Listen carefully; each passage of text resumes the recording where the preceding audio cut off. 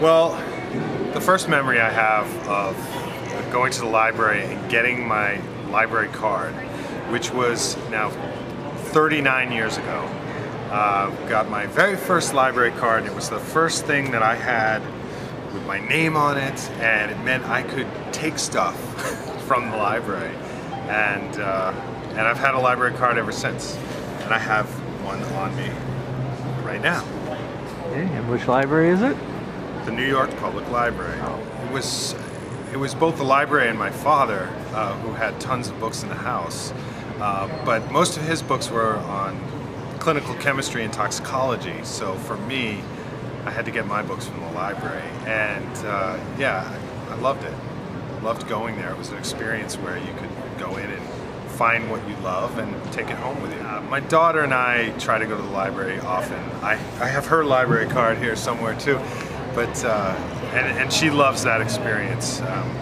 And she will sit through many books. So I think the last time I went to the library with her, I had to read about 25 books to her, and then we decided on 5. My very first librarian was Mrs. Burkhardt, and she was the librarian in Barrington Public Library, where I grew up in Rhode Island. And later I realized that I went to school with her daughter, and I thought that was really cool that her mom was a librarian.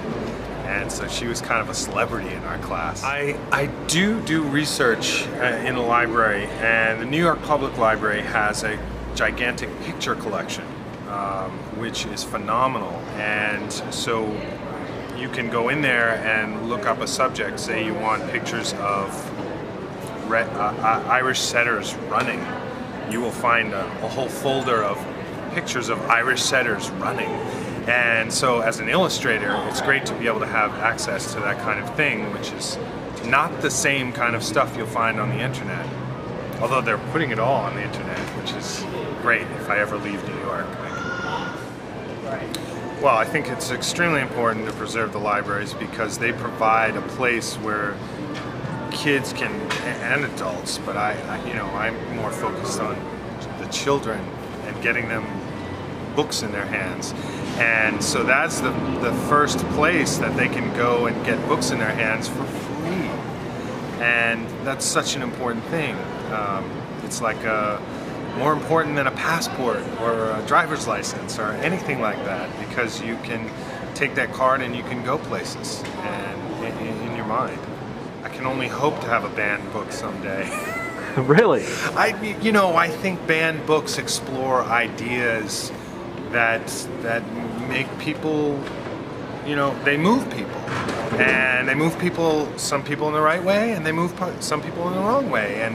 And I think that this country as a whole is not going to hide that. But obviously anything worth fighting for is usually a good thing. So we have to fight for the right to read those books. Well, my latest project, I have 2 books coming out. One that just came out called Blackout, and it's a picture book, loosely based on the blackout that was experienced on the eastern seaboard in 2003. And I also have a book that I illustrated with Catherine Patterson, and it's a novel, middle grade novel called The Flint Heart. And that's what's going on right now.